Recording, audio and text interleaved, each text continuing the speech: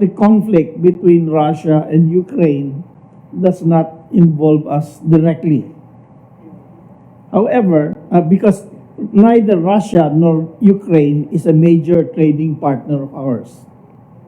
Instead, the Philippine economy will likely be collateral damage.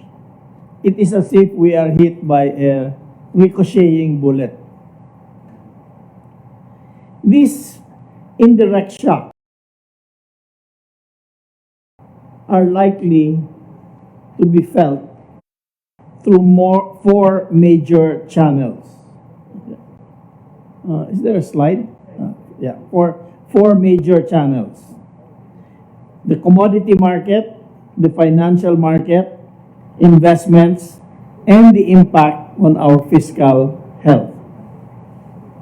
First, oil and food prices are expected to go up as Russia is the largest exporter of natural gas and wheat, trigo, okay? While Ukraine is the fourth largest exporter of corn.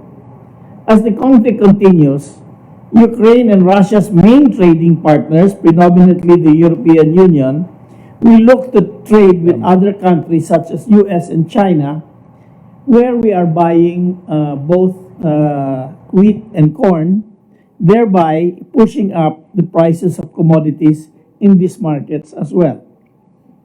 Second, the conflict will also likely cause a surge in interest rates or cost of borrowing, which was already expected to go up even prior to the crisis because of the US Fed's tightening monetary policies. The conflict will increase the perception of risk in investments. Third, investments are likely to decline or at least be on hold in the face of uncertainty, which may cause investors from the West to be more conservative or postpone their planned investments.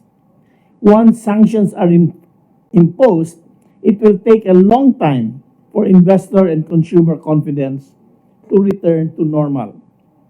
Lastly, all the aforesaid economic impacts will likely require government support to protect our vulnerable citizens and the critical sectors most affected by the crisis, and this will stretch our budget even further. However, I would like to emphasize that we do not expect this crisis to last very long. However, there may be some lingering effects. We have seen similar crises in the past, such as the Gulf War in 1990, the Asian financial crisis in 1997, the oil price shock of 2008, and also the first Russia-Ukraine conflict in 2014.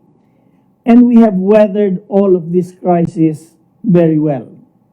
We have experienced crises whose effects were more severe and direct to the economy, such as the Asian financial crisis in 1997 and the global financial crisis in 2008. This crisis lasted much longer, and yet we were able to get through them. Based on these experiences, we are confident that we have the tools and the preparation necessary to help our people through this crisis.